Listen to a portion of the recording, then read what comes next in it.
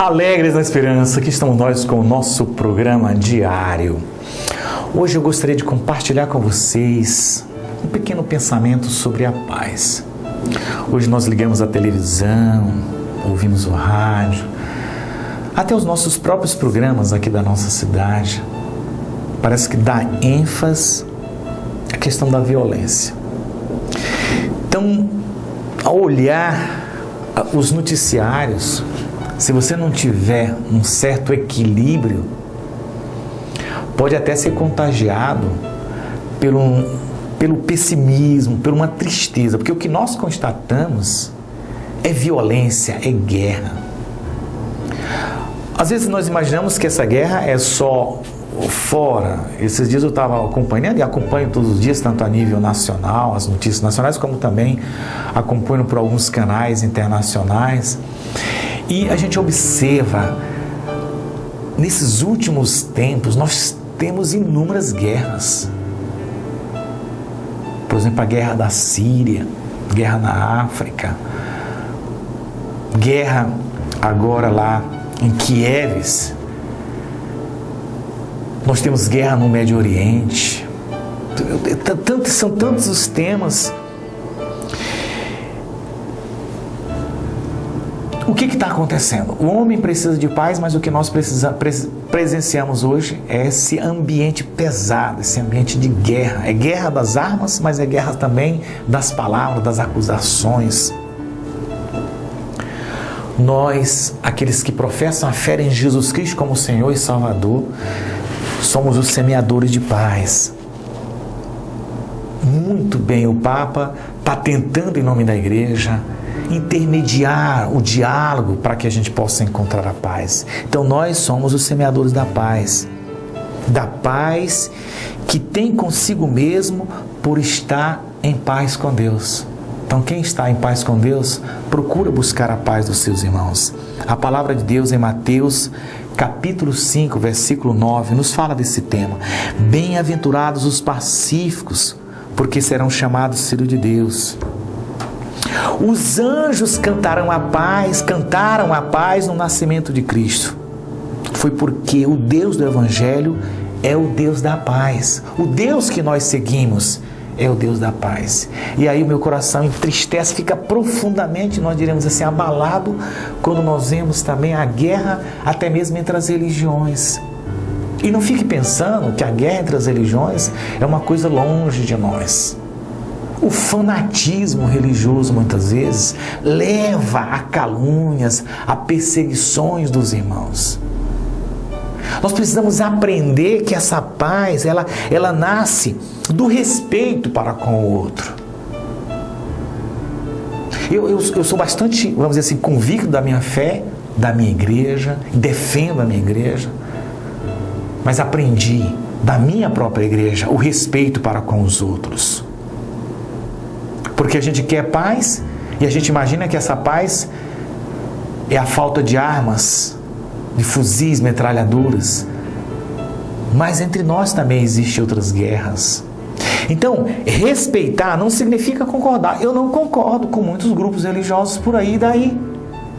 Não concordar não significa que eu não vou respeitar. O que nós presenciamos hoje estão também guerras religiosas.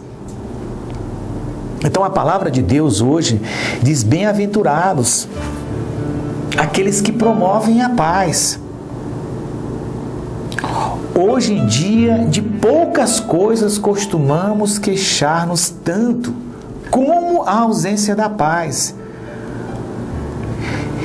De poucas coisas necessitamos tanto como da paz.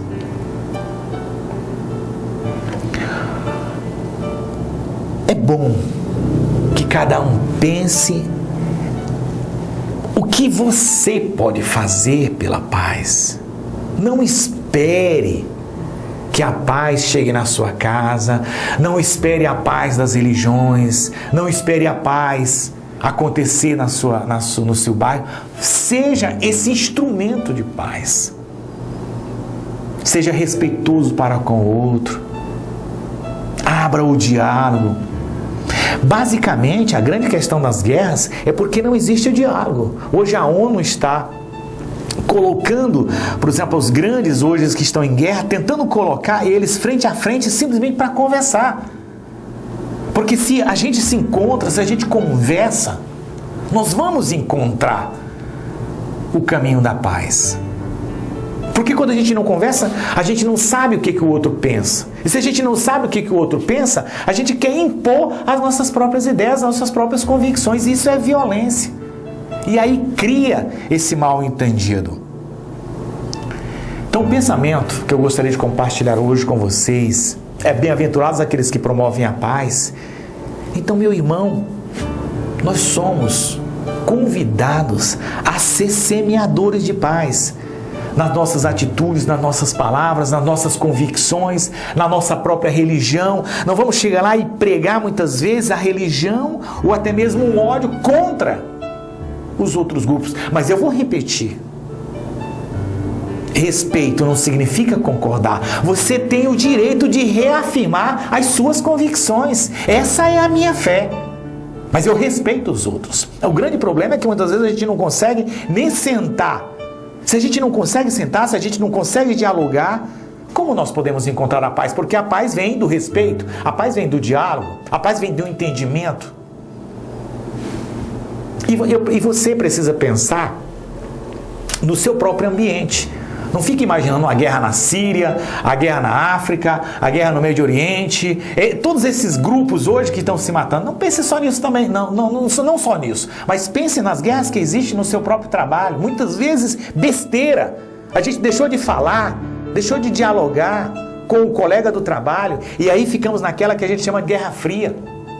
Na nossa própria casa, às vezes, simples gesto de poder conversar, perguntar, falando o que foi que aconteceu, do perdão, do retornar ao diálogo.